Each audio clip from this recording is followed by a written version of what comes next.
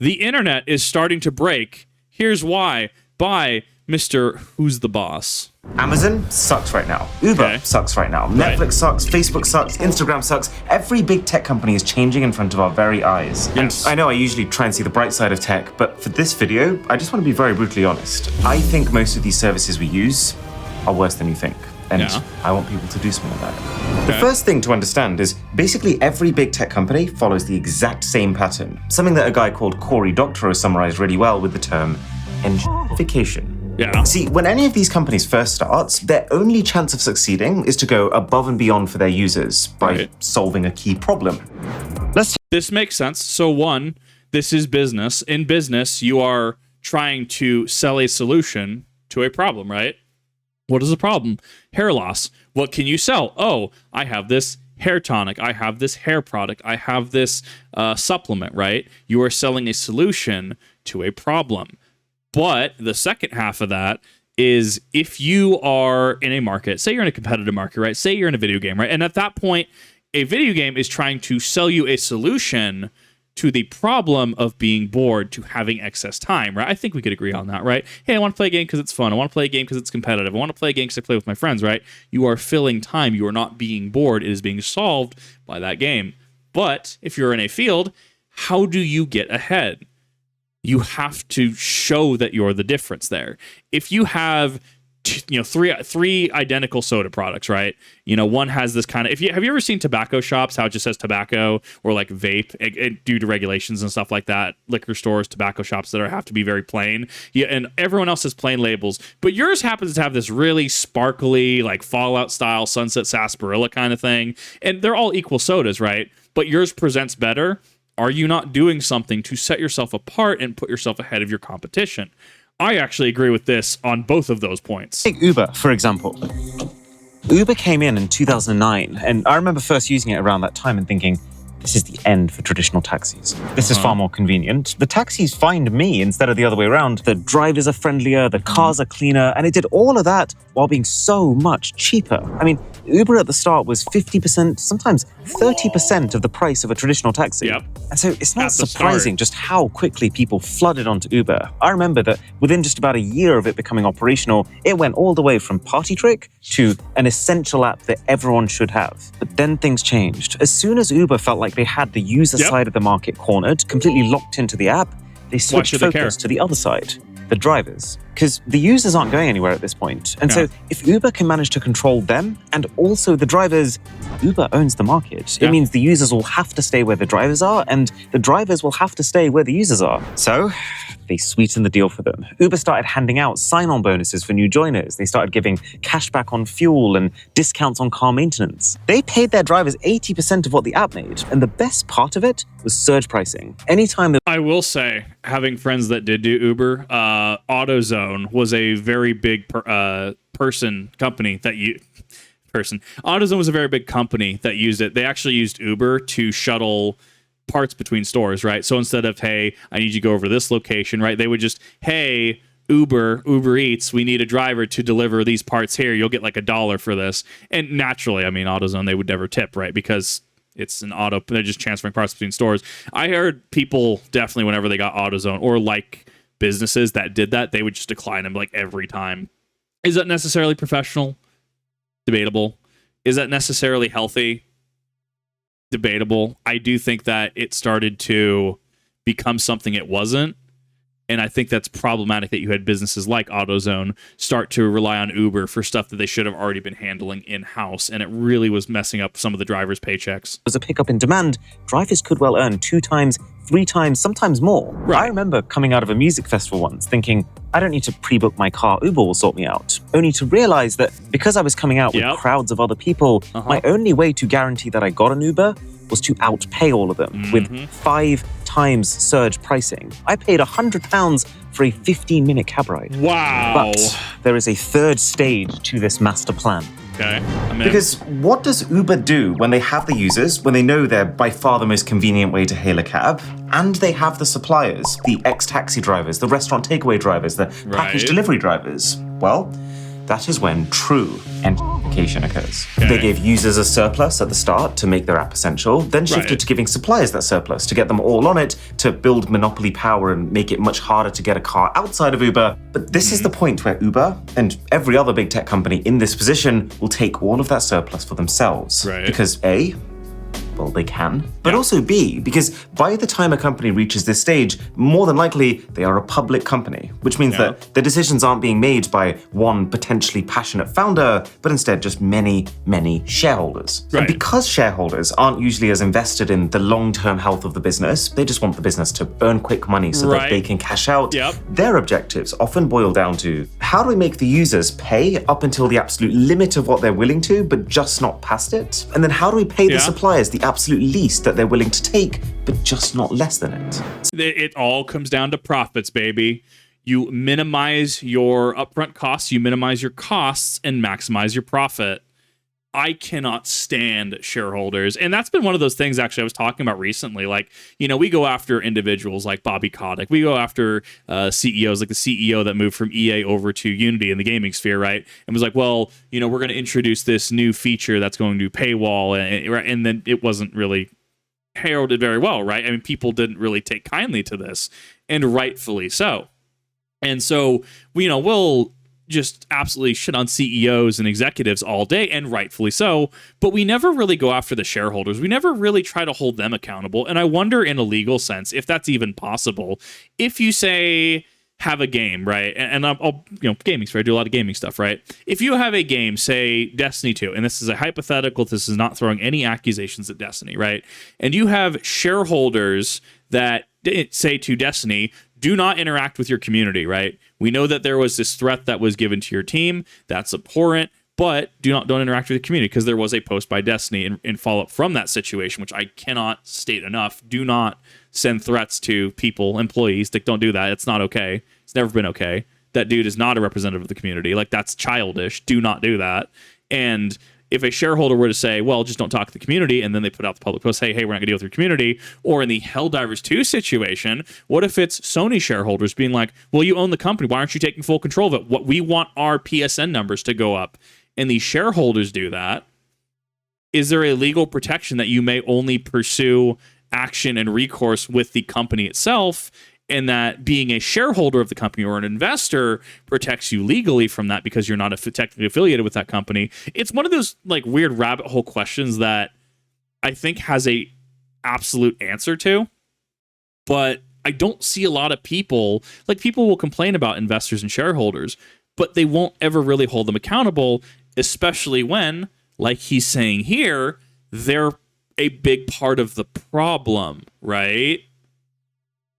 It's equal measure, and I probably even unequal measure. Probably a lot of it is shareholders and investors that want into a product, into a sphere, but never suffer recourses, never suffer anything. Can you imagine if John Doe invested, 47% of his resources and money into the decision of Helldivers, and it was his decision with his sway in the company that swayed other people, we need to do this, and they were like, well, John Doe, you are the main investor here, I mean, we're gonna have a talk, right? You never hear about that, right? So I wonder if there's a legal reason. So this is what that identification looks like in practice. And it all starts with tiering, splitting the base service up into multiple tiers, all at different price points. You gotta get premium, on the face of it, that sounds great. Like on Uber, for example, it means that you can now get priority if you want faster, comfort, which is newer cars with more legroom, exec, which is high-end cars with top-rated drivers, and then Lux, which is the very, very top end. Think about it. Now that they offer all of these options, what happens when you're just getting a normal Uber now? You get extremely long wait times because no driver who can charge exec prices is going to take a ride for normal prices. You get all the drivers who don't qualify for high-rated service and all the cars that don't count as new enough for comfort. And trust me when I say the requirements for comfort are not very high.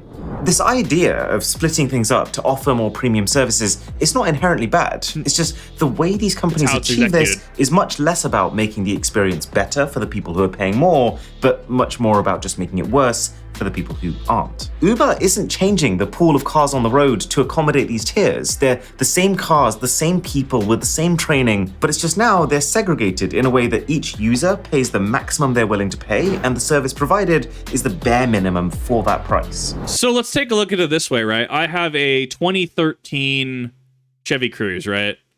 And someone could have a 2020 Chevy Avalanche, right? And maybe, I mean, they're not necessarily the newest top of the line cars, right? But in the introductory stages, right, would they not all kind of be in the same pool, right? Oh, we got all these surplus of people, so let's get all these drivers in on this. Show how much money they can make, show how much commission they can make, right? How much in tips that they can make, right? All comes down to presentation. If you're showing up with, a car that's dented, dirty, etc., right? That's not necessarily going to net you a tip, especially if you're not wearing like a button up, you don't have to go full suit and tie, don't get me wrong, but to be presentable, to show yourself as successful, to sell yourself versus someone with maybe, I don't know, a 2020 Chevy Avalanche, like I said, showing up in, super, he's showing up in a button down, very, pressed clothes, that kind of thing. Maybe he gets more of a tip, right? But now once you start tiering that, you start dividing that pool. So something like a 2013 Chevy Cruze is maybe middle of the road, lower middle of the road, where you get something like the Chevy Avalanche, which could be, middle high in the road. And then somebody gets like a BMW or a Subaru and you go to Lux and Comfort, right? And so that's interesting to consider when you're splitting up these tierings.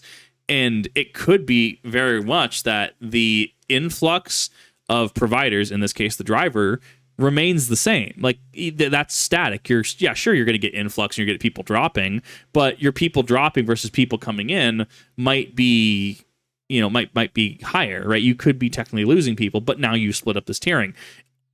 Uber at this point for a lot of people is a necessity to have, like, hey, my friend can't show up, or hey, I'm out of car, I need to Uber this, right? Or to, you're in the middle of a stream and you order Uber via stream. I did that way back, like early Uber. I don't do it anymore. Uber's way too expensive for me, even with coupons. Like, it's so expensive now. I will just go to Del Taco or something like down the road. But these are very important things to bring up when it comes down to you create this, you get ahead, you create this atmosphere, and then you control the atmosphere, and then you just don't have to care. People are going to have Uber installed regardless. You have to understand that. Because they're making bad decisions,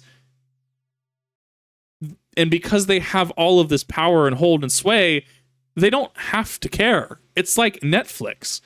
Netflix, honestly, the selling point is how many shows they've canceled versus how many shows they have out. Let's put it that way, right? Halo TV show canceled, Legend of Zelda show canceled, how many other shows canceled, right? But people still have a Netflix account. Oh, well, we're gonna punish people for password sharing now. Well, people still have a Netflix account. Well, we're gonna restrict what you can watch and what territories licensed. You surely understand, right? People still have a Netflix account, right?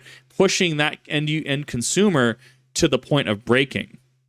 And a lot of companies F around and find out, where you have backlash like Sony and Helldivers and the PSN account linking, which actually starts getting into illegal trouble because there are areas in the world that is illegal to make a PSN account.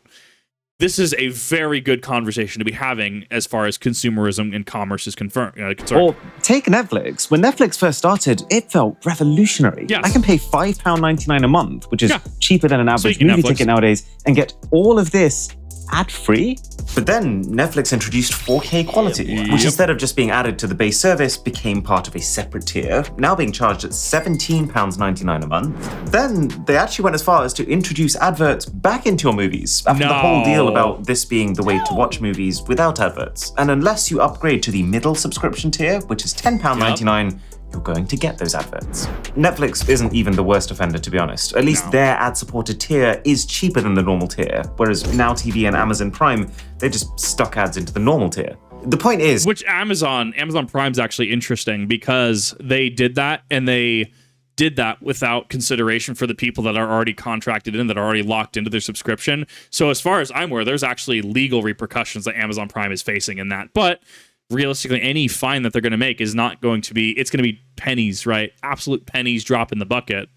Unless a fine is going to be scaled at that point. So you could charge Amazon, say $1 billion, they'll just pay it.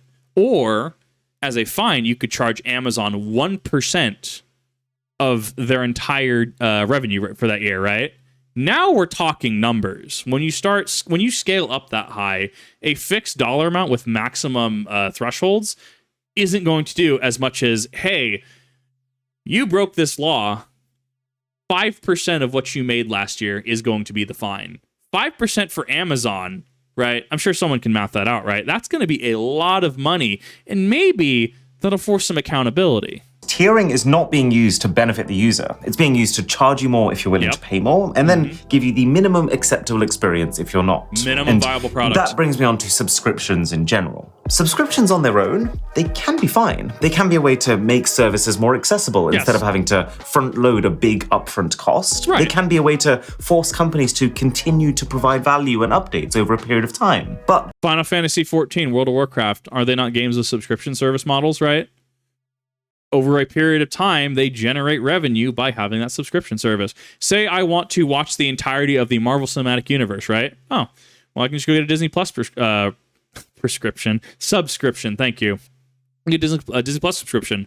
But if I wanted to own that, I'd have to, fork out a little bit more money, right? Figure out if I want to get the Blu-ray, 4K, 1080p, regular DVD, right? I have to, first of all, find the product if it's available. And secondly, I have to purchase the product, which is going to be more of an upfront cost, which technically could pay off in the long run, depending how long you're going to have them, or if you just resell, right? Or if you're not that big into owning it, you're just wanting to try it out, a subscription service isn't bad for testing something like that out. It does have a use case. the way that these big tech companies are using subscriptions now has meant that we're often not paying those monthly subscriptions instead of the bigger upfront costs. We're paying them both. And you're actually getting a worse service now whilst paying for a subscription than you were originally for free. Like Amazon, for example. The entire purpose of Amazon Prime was unlimited one-day deliveries. So why is it that now we're also having to often pay to get the fastest delivery? And for many products, actually having to hit a minimum spend just to get that perk, which is how every online store has ever worked since the very beginning. But because now they don't have to care. You're already hooked on Prime. You already got your Prime accounts. You already got your Twitch Prime subs, right? There's nothing wrong with having an Amazon account. No, don't ever feel bad about that. This is to showcase a very real example of how you are getting charged out the nose for less of a service now. And features that you once took for granted and were sold upon have now been reneged upon. Without needing to pay a monthly fee. Or for Uber, I regularly used to take Ubers to go see Drisha early on when we were dating. She was about 120 miles away, and it used to cost about 120 pounds. Wow, that's great, over the last few years, I have seen that price not just creep, but soar up to 150, 200, 250, and now 300 pounds. Yep. Uber has gone from half the price of a normal taxi to, in a lot of cases, actually more expensive than just calling up your local cab company and pre-booking a car. And remember, that's for the lowest tier, which, because this tiering exists, means that you are specifically selecting a car that's at least 8 years old, with a driver who's completed less than 100 trips, or someone who just hasn't been able to keep a good rating. And you remember that surge pricing we talked about earlier? That still exists, but now you just don't see it. Instead of Uber telling you that you're about to pay 3 times what you should be paying, it just does it, so that you start losing your reference point of what the journey even should cost. And that is where the subscription service comes in to save the day. Uber One. I'm paying for it every single month because it gives you a 5% discount on your rides and free delivery on your Uber Eats food orders. I'll get to that one very soon because that is actually an even bigger problem in itself. But the point I'm trying to make here is that if Uber is just inventing the price, if Uber is just deciding how much it can charge you for this particular journey, as opposed to giving you an actual breakdown of why it costs what it costs, then a 5% discount on a made-up price, it doesn't actually mean anything. No. And you're still paying far, far more than you used to just a few years ago for the same rides, and now you have a monthly expense as well. And it's the frog in the boiling pot, right? You keep turning it up eventually. If you went to a new app today, say instead of Uber, say instead of Lyft, right? It was Kipt, I don't know, KIPT, whatever, right? Just example, right? Hypothetical. And I was charging out the gate what Uber is now charging. Would you not look at me and laugh at me, right? Much like if a dealer said, "Hey, I'll give you this 8-year-old car. We can get it to you for 36 months. You're looking at a 52% APY." I would laugh at that dealer and walk out like, no way, homie. There's a certain level of interest rate that you quote to me. I will actually just laugh at you and walk out of the dealership. Like, that's absurd. But that being said, like, take it out of the, well, I've used Uber for X amount of time. I need Uber. I've done this, right? And just imagine that it were that other service or something you use, like paying for Netflix, right? And if I were to offer a YouTube channel that was only subscription based, right? And if I was charging $20 a month to have access to mediocre content, or say, well, I was doing this, but I actually canceled that. I was going to make a video series on this, but I didn't really think it was going to be cost effective, didn't really want to do it. So now, well, you don't have access to that. You're still paying that subscription, are you not? And you look at that and you go, that's absurd. That's asinine. Why am I paying for this? Right there, we are reaching apotheosis, dear viewer. Further ties you into using Uber and Uber only for all your driving and delivery needs. And if you're enjoying this rather painful video, then a sub to the channel would be This is great. Ironic, because we're asking you for a subscription. But this one's free, and we do try very hard. So anyway, if you're wondering why that Uber now costs £300, well, it's not because the drivers have started earning more. The biggest way that companies like Uber and Amazon, once they become the default option, start to take all of that surplus away is simply by extracting the largest cut that they possibly can from every transaction. Let's call this the platform fees. Let me show you Uber Eats for a minute. So I fancy some McDonald's chicken nuggets. Okay. Nuggies. Right, okay. Wow, so the first thing you'll notice is pricing. Almost every item of food on Uber Eats is between 10 and, no joke, 100% more expensive than it actually is in person. Like 20 chicken nuggets, £6.99. I thought that the pound was equivocal to the US dollar at this point. Then again, my knowledge is outdated, and my knowledge is from around Brexit, I think. I actually don't know the current conversion rate. That seems like an awful lot. But okay, add to basket. So then when we go into our basket, oh, look at that. Add £8.01 to save with Uber One. So again, notice, just like with Amazon Prime, Uber is trying to frame this as if I'm getting some sort of perk, when actually free delivery is something that I am actively paying a monthly subscription just to get, and the app is denying that benefit until I hit a minimum spend, which... It's free delivery, asterisk, did you read the fine print? So they're going to sell you up. They're going to upsell you all day, right? Go to a movie theater, right? Hey, I'd like a medium popcorn, medium drink, right? Well, I mean, if you get the large popcorn, you get effectively double the size for about $1.50 extra, right? That kind of thing, right? Having had to work in movie theater sales. But they're technically not doing anything illegal or selling you a product under false pretenses, depending on how the service is worded, depending on the terms of service and stuff like that. Because, well, if you meet a minimum threshold, you are still getting free delivery. You just have to spend that $8.01 more. Have you considered getting a drink with your order? Have you considered getting a burger? Have you considered getting another McNuggies? That's just business. No, like the the amount of times I've had to have these exact conversations, no joke, is unreal. Like, this is unironically right up my alley. By the way, it almost always means wastage. I mean, it's encouraging people to order more than they want to order. Yep. Besides, what can I order that's going to exactly hit £8.01? I'm going to have to go over. Yep. But anyway, let's go to the next page. Someone brought up, and this is actually a very important point, when companies do things like, oh, you want to cancel your subscription, they make you feel like an idiot. They make you feel god awful. Like, are you sure you want to get rid of our service and the free benefits that it offers, including free delivery, 5% off all your orders, right? They make you feel like you'd be an absolute idiot to be wanting to get, to cancel that service. You'd be an idiot to waste the opportunity to spend another £8, £8, right? I don't know. £8, 1 pence. Is that the correct verbiage? Let me know. Right, you'd be an idiot not to spend that extra to get free delivery. Come on now. There's other things you can order. And, well, I mean, if you go over, you do get that free delivery perk. People also ordered to really try and tempt me into getting those group savings. But no, resist. Next. Oh my goodness, would you look at that? Priority delivery, £2.49. And just to be very clear, priority delivery isn't some sort of hyper-accelerated, personalized service that would very much be worth that price. All it means is your driver doesn't take stops on the way to you.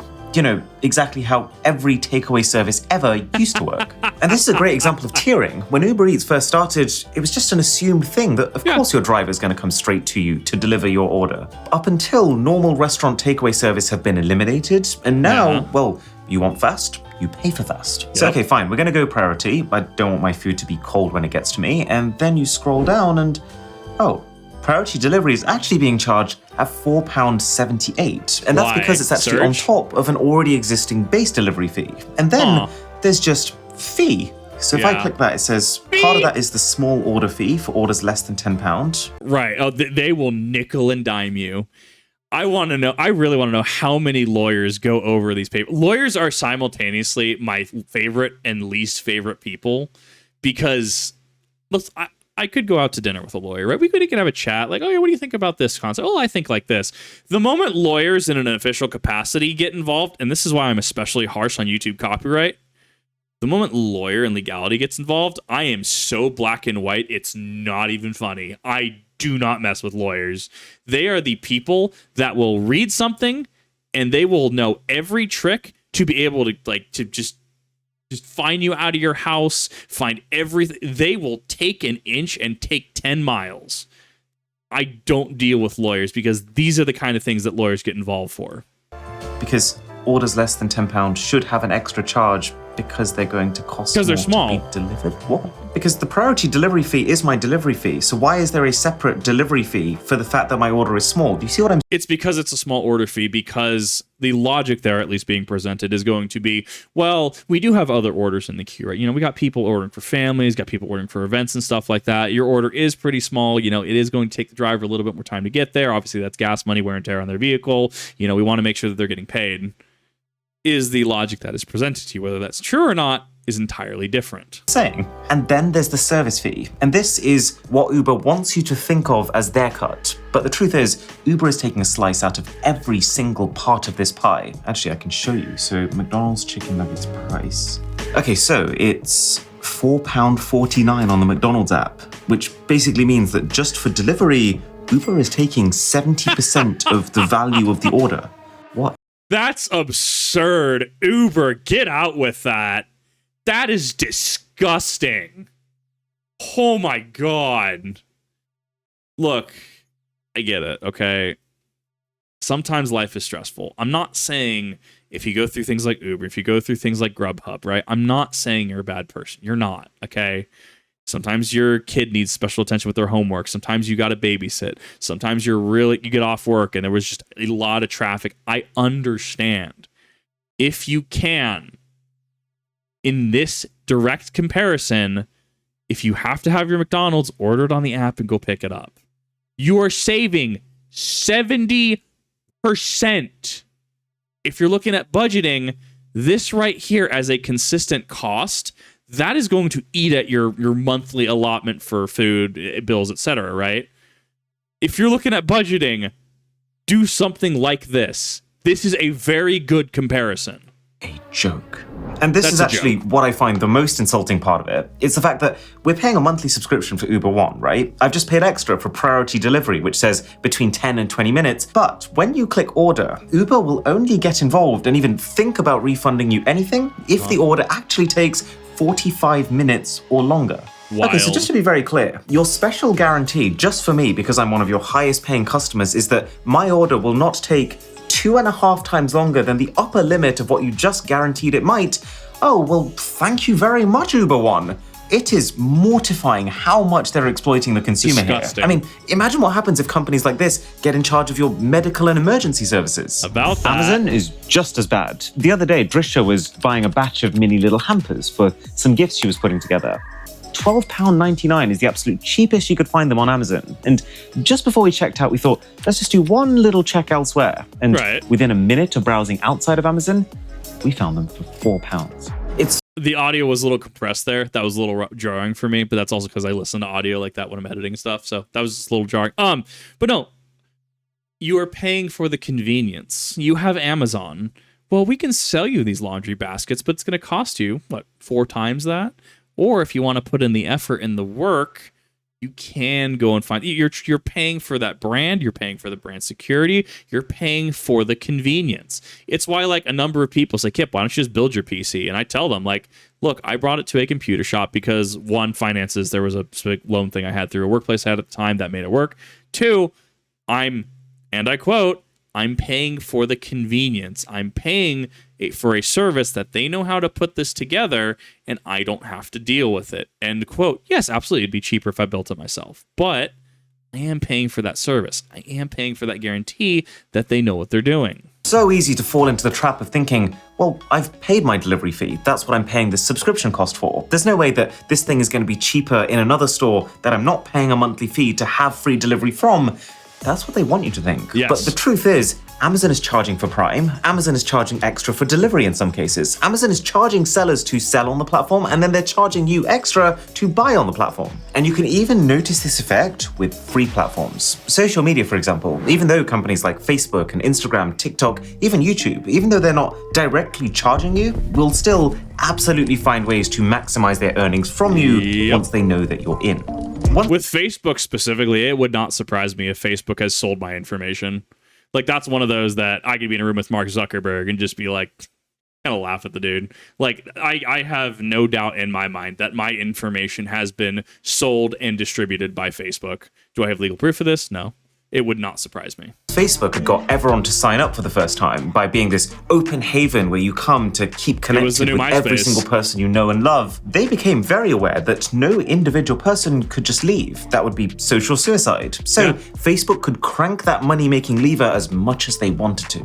They could fill it with ads. They could charge companies as much as they wanted to target those ads at you. They can curate your feed, taking the people you follow not as commands of what you want to see, but just suggestions. Suggestions that are quite quickly discarded as soon as Facebook realizes what they can show you to make more money out of you.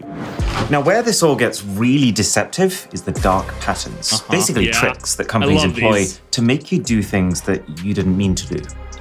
For those of you that have never heard of dark patterns, pay attention. Once you understand that this is what businesses look at, it's going to blow your mind. Those of you that have understood dark patterns know what I'm talking about. Oh boy, we're in for a ride. Nuggets are here. I'm actually fasting, so I can't eat them. Oh. There you go, enjoy them. £13.75. Last year, actually, I signed up to using an app called Piccolo. It's just a social or drinking game where it serves you prompts on your phone, and then you get those people to do those things. Like, hey, Brian, from now on, you have to do the worm every single time you say something. Sorry, Brian.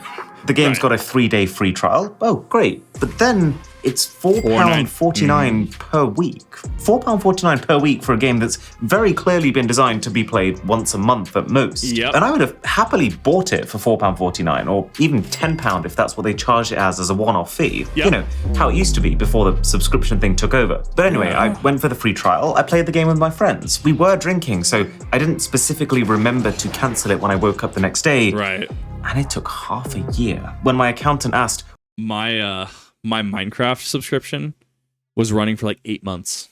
8 months I was paying for a room I didn't even use. What is this £4.49 every week going to Apple? Yep. When he mentioned it, I realized I had seen it a couple of times coming up on my accounts, but because it was just a payment to Apple, I assumed, oh, it must be iCloud or something. Right. Negligent on my end? Yes, absolutely. Absolutely, but I'm human. I forgot once, and my penalty for that, for playing one phone game for 2 hours one night, about £110. As someone that worked in finance, right, as somebody who had to deal with situations like this and try to help track down merchants, try to track down stuff like that, right? I get it. I totally get it. You sign up for something thinking it's one thing, and then you get bait and switch, and it's something else completely, and suddenly you got a $2,000 charge on your debit card. I get it. Things like this happen. And that's why reasonably, when you're working with someone in a financial capacity, financial institution, financial advisor, accountant, right? That's why we go over stuff like this. Hey, what is this £4.49 charge, right? Oh, I don't know what that is. And then that is hey, it's so easy to just swipe your, and that actually goes into the methodology of money nowadays, right? It's so easy to swipe your card and be like, oh, I used my card 10 times in the past like 4 days, and I've just racked up a bill of like $3,000. Whoops. It's so easy to lose track of that because you're not handing over physical bills, right? If something is, say, $449, right, you're handing over 100, 200, 300, 400, 20, 40, 5, 6, 7, 8, 9, right? $449. Man, that's a lot of money on the table. Or something's $449. Oh, I'm just going to insert my chip and call it good, which is tangent about scammers that I'm going to avoid at this point. That I think it's tinfoil hat conspiracy territory to say that's by design.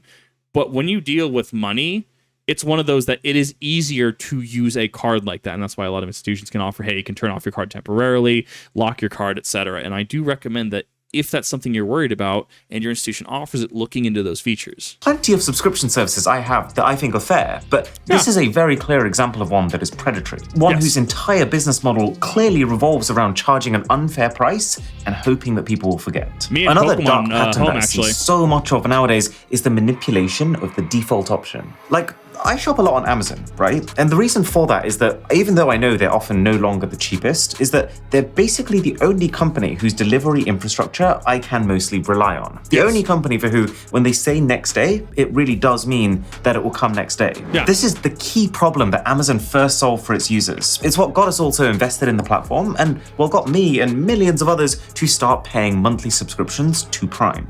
But now Amazon, as well as oftentimes introducing a minimum order quantity to get that free delivery, also often pre-selects the slower delivery option with Wait, what was that? What was that up top? to get that free delivery. Is that a Gunpla?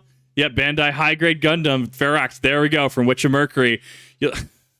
What a based move. What a based decision. Often pre-selects the slower delivery option with, and I've looked into this, no way to stop it doing that. So let me just get this straight. Yeah. You're charging me a monthly subscription for unlimited next day delivery, but then assuming that unless I specify otherwise, I'd rather get the slower delivery that I didn't have to pay for. And this is absolutely an example of a dark pattern, because we've had at least 3 or 4 occasions where we're about to film a video, and then we realize some of the stuff that we'd ordered for that video hasn't actually arrived. We go back and we realize it's because when checking out in a hurry, we didn't realize that Amazon didn't select the fastest option that was advertised to us as the delivery window on the product page. Honestly, at this point, there is an intricate web of dark patterns these companies are using, and you'll absolutely have experienced some of them. Like? This is why you have to force companies to care. Oh, we'll just let the company do what it wants to. Let the corporation do what it wants to do. You have to have rules and regulations and impose ethics on them, because if they don't have to care. Absolutely, for years, you could have just been selecting click, click, click, checkout, and it would have been the 2 days. But now, by default, without the ability to change it, right, it's the slowest option. And if you try to call them on it, well, we do outline it is there on the webpage. You did click this, so you did want this time frame, right? You're the idiot, right? We were talking about earlier. You are the fool for not choosing the option. Oh, well, and then they could just go down to, well, unfortunately, it is a feature of our website. Unfortunately, there's nothing we can do about it. You just have to watch, you have to choose what you want every single time, right? No accountability. It's not that it's a bug in the system. I guarantee it's not a bug in the system. It's not a bug in their website. You think that Amazon, with all their literally endless money, would have a bug like that in their system? I'd find a hard time believing it. But what they can do is set it to the default option. That way it prevents themselves from being held accountable, and they turn it back on you because you were the fool that is now complaining over the phone at somebody because you hit the wrong option. You have to make companies care. Deliberately confusing website design intended to fool or confuse the customer into not canceling their subscription. For example, it's quite common to have multiple pages you have to go through to cancel, but then what some companies have started doing is flipping the continue and the back buttons between each page. So as you're trying to mash your mouse as quickly as possible to unsubscribe, you're actually being taken around and around the company's pages in a loop so that you end up reading their entire spiel, aggressively offering you discounts, and only offering those discounts right before you decide you want to cancel, which... So actually, I'm going to rant about this in finance, because I think this was the stupidest thing that I've ever experienced, and none of this is going into information that I'm under NDA for. Reasonably, this is also open information, because many people have experienced this. How many times at a bank, at a credit union, at a financial institution, have you said, I'm done, I do not want this here? It feels like you don't want my business here. It feels like you guys can't get your stuff together. I've asked, hey, can I get a lower interest rate? I'm paying 8% on my car. You guys say you guys can't do lower than that. I would like to close out my account. Whoa there, Mr. Kip. We never said that we didn't want to do business with you. We absolutely want to do business with you. You know what? If it helps you stay, we're willing to give you 5%, 4%. Oh, so you're only willing to offer me 8% by being a loyal paying customer, by being someone that is part of this financial institution. But the moment I say that I don't want to be here anymore and I want to move my business elsewhere, suddenly the numbers align, the stars align. Todd Howard stops updating Skyrim for the umpteenth time 10, 15 years later, right? And now you can offer me 5% or 4%? I think that's wrong. I think that's scummy. I do not like that as a practice. And that is something that I have seen. That is something others have seen. That is something others have told me that they have seen. I don't think that's right. And that is exactly what they're doing here. Well, we understand that you're upset. We know that you're wanting to leave, but if you stay with us, we'll give you some little coupons. We'll give you some incentive there. We'll give you 50% off your next order. We'll give you free next day shipping, right? I cannot stand that. It's so whiny. It's so tone deaf. It is bereft of ethics. I think that is wrong. I don't think you can necessarily make that illegal. And even then, even if it was a question of legality, I don't think there's a way legally that you could ever enforce something like that. I don't think that's fair. I don't think that's right. That is not okay to have loyal customers, loyal participants at your institution who are loyal to you, and you absolutely F them over by giving them double the interest rate you're willing to offer the guy that's ready to walk. If he's going to walk, he's going to walk, right? But no, there's a bottom line in metrics you got to hit with stuff like that. People in chat are already confirming that. I cannot stand that. So that's my own personal rant on that, and that is exactly what these companies are doing. Always makes you realize how much you were overpaying in the first place. Encouraging you to pause your subscription so that it automatically resumes after a set period of time, as opposed to you being a functioning adult who can just cancel and then rejoin later if you decide you want to. Yep. And trying every single thing they can to guilt you with the fear of missing out, with things like continue your deactivation only if you are a boring person who never likes to have fun again. Yeah. There was a big study by Email Tool Tester who found that the average consumer encounters over 6 dark patterns when trying to cancel any subscription service nowadays. I mean, imagine talking to a person and they try to mislead you 6 times in the span of a few minutes. That's so bad that it's hard to wrap your head around. If I did that, chat, and I want to be honest, if I did that, if I was to try and hawk you a product and I was being disingenuous throughout, right? How many of you would leave, right? How many of you are going to say, this Kip guy is full of it. I'm going to take my business elsewhere. I'm going to take my viewership elsewhere. I'm going to take my time, right? And take my time elsewhere. Pretty much everyone would say, yeah, no, Kip, if you're just this sleazy POS that's going to do that, yeah, I'm going to go somewhere else. And you know what? Absolutely fair. It is wild that it is 6.2. I actually experienced one of the worst examples of this just last week when I found myself with a little bit of spare time and I thought, I'd love to get just 1 month's worth of PlayStation Online play. That should be simple, right? So I opened up the purchase page for online and no, I don't want premium. No, I don't want extra. I just want to play online.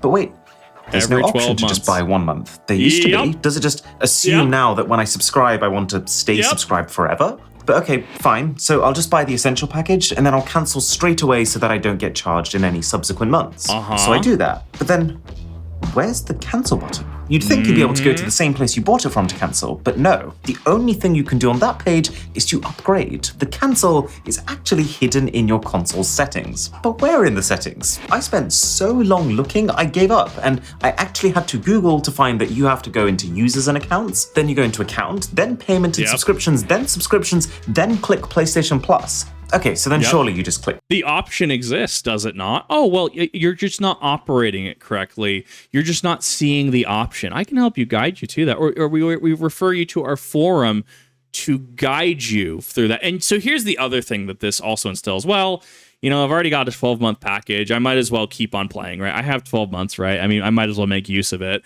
Oh, well, there's another PSN sale going on right now. Maybe I should upgrade to the premium package.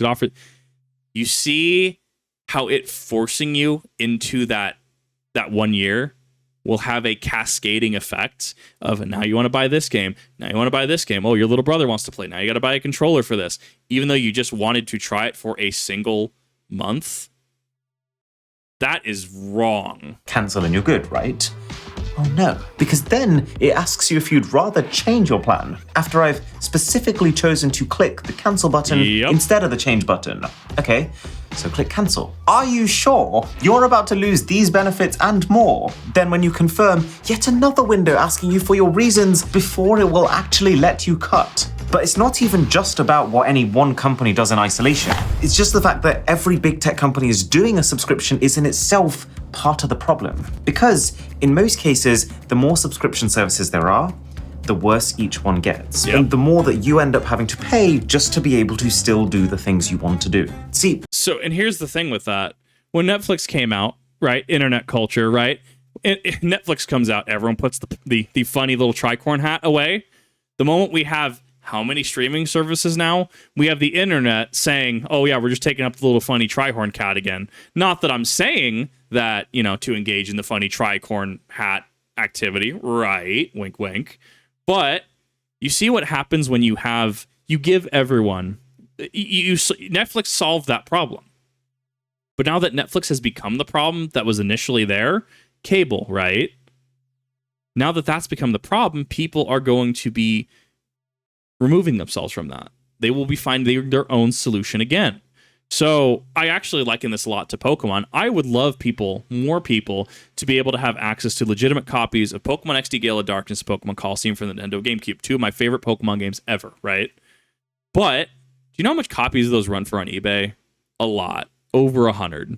Like 150, I think, for XD, 179, 150, I think, for each. But that could be solved, right, for people, not having GameCubes, not having official copies, right? Physical copies, by, hey, we're going to release the Nintendo Switch port of this. And we've seen that they can do it with the Mario 3D collection, which had Sunshine, Galaxy, and 64 in it, right? It was just three emulations in a menu, right?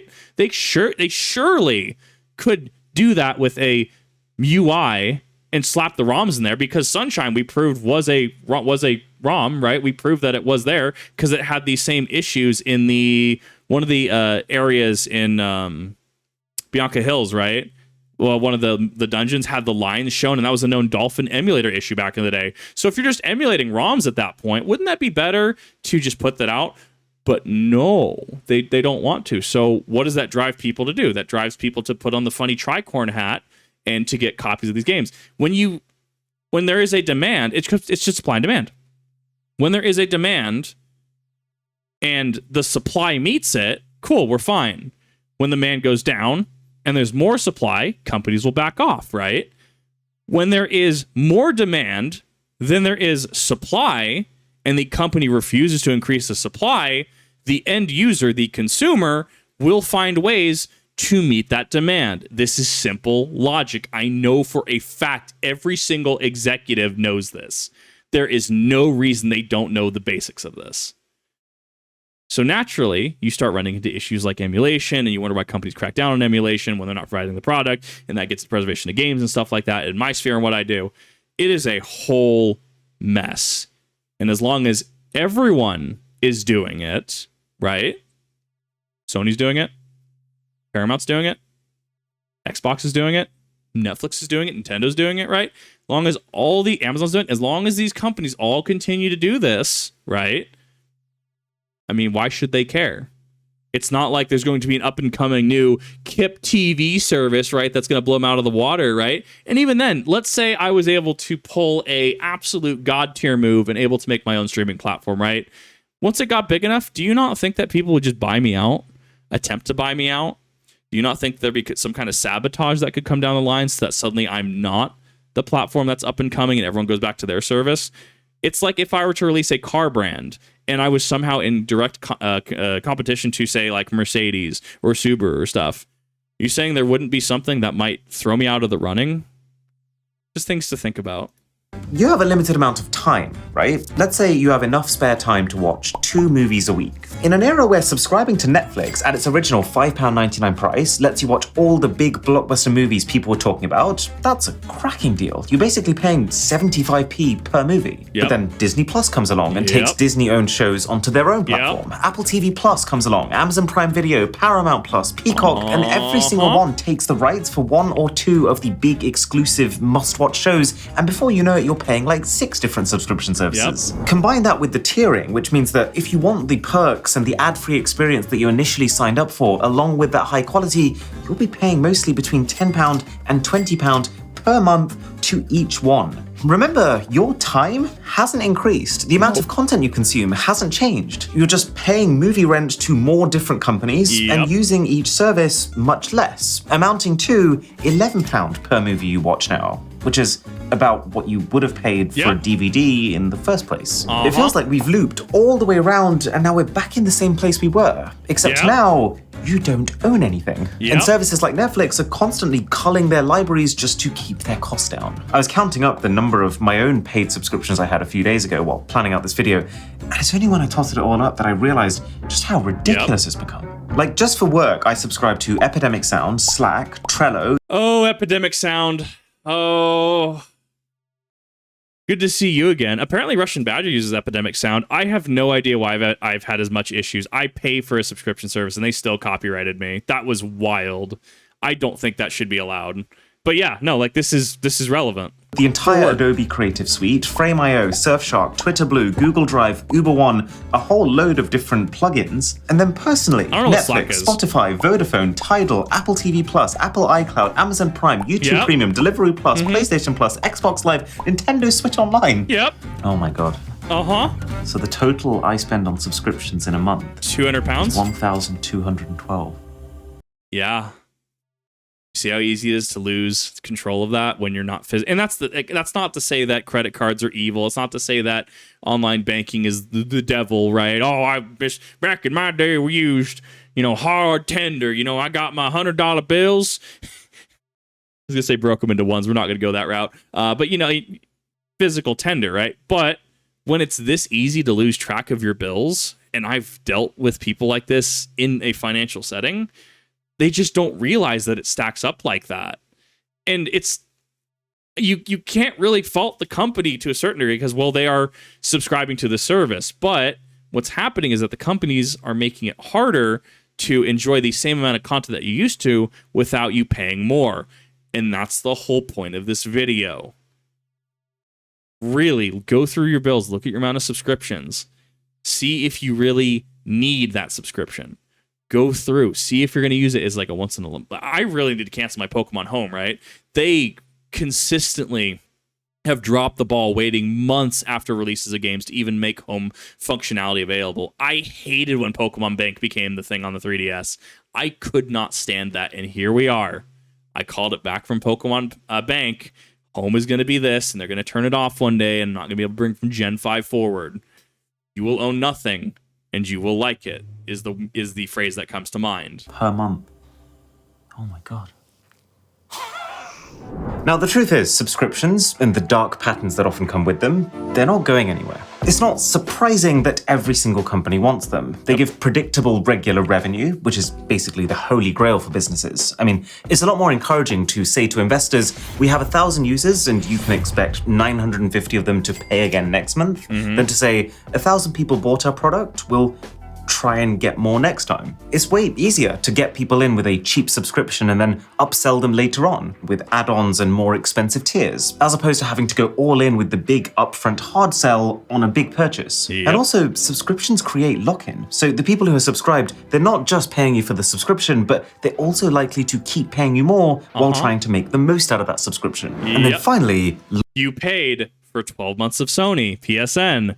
I'm going to use that 12 months of PSN because now I have it, that exact instance. Lots and lots of money. I mean, here's what a company's revenue looks like if they sell 100 products each month for £10. And here's what that same company's revenue looks like if they sell 100 subscriptions for £2 a month. It overtakes the individual purchases very quickly. That's wild. And it just keeps accelerating. Yep. So, what do we do about it? Well, just me to you, what I would do is when you sign up to a subscription that you know you only want to use for a month, just cancel it straight away. You'll get that first month and you can make sure it's nothing past that. If you're stuck subscribing to every single one of the TV services because you don't want to miss out and you do want to watch them all, you could just try rotating, subscribing to one at a time, binging the thing that you most want to watch on that one for 1 month, and then moving on to the next. But then part of it also has to be policy. We should be pushing for governments to enforce smoother switching between platforms, like still being able to contact your Facebook friends without having to be an active Facebook user, and focusing on making platforms continue to deliver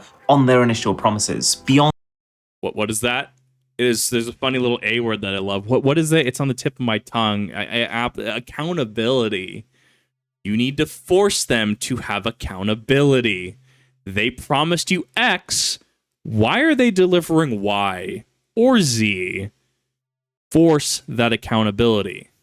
That initial honeymoon phase. So a social media platform, for example, should first show you what you signed up to see, as opposed to what will drive the most retention. Amazon should first show you the product it genuinely thinks is best matched to your search, as opposed to who's paid the most to advertise. And Google search should first show you the reviews that it thinks best answer your questions, as opposed to just assuming that Google's own reviews should always be on top. And then okay, so the Amazon one has actually worked in the adverse way, in my opinion. Maybe not overall, but to me, if I see the sponsored or best choice or select product, I know that product has paid money to be there. I don't want to deal with those ethics. I don't want to deal with the person that wants to do that. So you can easily flip the script on that, right? Hey, I know they paid to be here. I'm going to blacklist that seller. I'm going to write them down in my notebook. If I see something by that seller, I don't want to deal with them.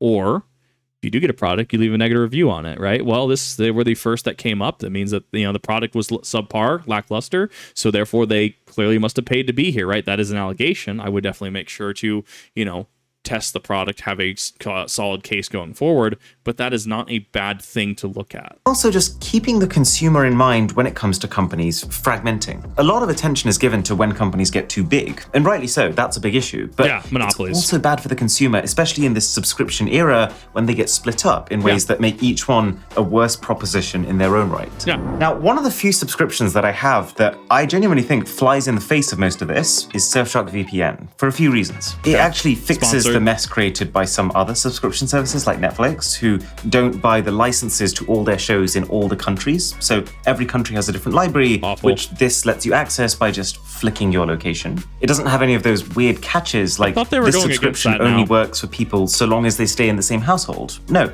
This subscription works for you and every single person you know. They didn't price themselves at $20 or $15 or $10. It's less than $3 a month when you use the code BOSS, with 3 months for free with a 30-day money-back guarantee. I've actually been looking. This is actually a really good ad read. I like that it's also at the end for flow of the video. I've been looking at a VPN recently. And most importantly, instead of identifying themselves, Surfshark has actually gotten better. I've been using it for years now, and the app has got cleaner, there are no ads baked in, there's been no price creep, and the number of features included for this one price, it keeps going up, not down. Big thanks to Cory Doctorow, by the way. I've been reading a lot of his stuff while planning out this video, and I'll pop his main articles below if you want to have a read. Catch you in the next one. Wait a minute. Did he just describe a quality product? My God, it's almost like if you give someone a quality product, even in a subscription-based model, that it's almost like that just works.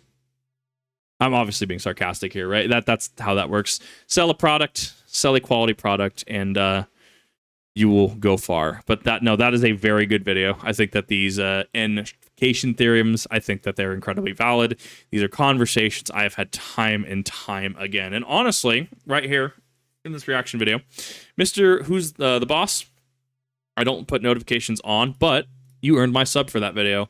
That video was amazing. That was incredibly informative. It was incredibly well-paced, right? My pause is off. So I do recommend that you go check out the original video. I think that this video was perfect. I think this video is amazing, and it talks about a lot of things that I myself have had to have a number of conversations on. So, if you gained anything from this, know that you just should be looking at things, looking at subscription models, looking at companies in certain aspects, and there's certain flags that you look out for. Are you getting less of a value than you used to? Are you trying to stop a subscription and it makes you feel dumb or makes you feel sad or makes you feel like an idiot for trying to cancel? These are things you have to consider. I would argue the biggest thing to help inoculate, right? To inoculate ourselves from these behaviors and these tactics is to be educated. If you went into this not knowing what a dark pattern was, if you went into this not knowing that there was that big upcharge from Uber. If you went into this not knowing material, that's fine. You shouldn't feel like you have to know everything. I certainly don't know everything, and I regularly make a point of, if I get something wrong, I encourage people to speak up so I can correct it. You have one shot in a video to get your point across. If I get a video and I say something wrong, like, oh, the M16 was in 4570, right? And that gets 1 million views, and I do a follow-up video and it gets 20 views, well, people are going to think that I'm just an idiot and think that the M16 was in 4570, right? Realistically, reasonably, right? But if I get something wrong, I encourage people to correct me. And that's the thing. There are people that are going to be know-it-alls. There are going to be people that are just like, oh, well, you're just dumb. Look, I get it. There's definitely people that are just narcissists that want to know it all. And I encourage everybody, seek that learning, to continue learning. Learn something new each and every day, even if it's something as small as a fact about a squirrel and their grip strength, or something like something groundbreaking in regards to science or understanding density, or go, oh yeah, that's why the Pythagorean theorem makes sense when you're cutting fabric and stuff like that. Educate yourself. Ask questions. The best question you can ask yourself in life for anything is why. Why am I being charged so much? Why are there different tiers to this product? Why can't I cancel this subscription so easily? You see how that's going to educate you? In any event, thank you, Mr. Who's the Boss. I really do appreciate this video. This was very insightful, something that was able to get me to channel the conversations I've had before on this and be able to present this in a way. If you have an issue with React content, please let me know, of course. Absolutely. I've tried to be as transformative as I can, but if you do not like this, please let me know, and I'm more than happy to take that down, as well as spread the message if you are against React content. And I just want to make sure that I'm doing the best that I can to be the difference that I am. So thank you everyone for watching. I definitely do appreciate it. In the description down below, you will see Mr. Who's the Boss's channel, as well as this original video. I definitely recommend that you go ahead and give it a watch, and let me know your comments and thoughts down in the comments section. Thank you everyone for watching. I really do appreciate it, and I'll see you all in the next one.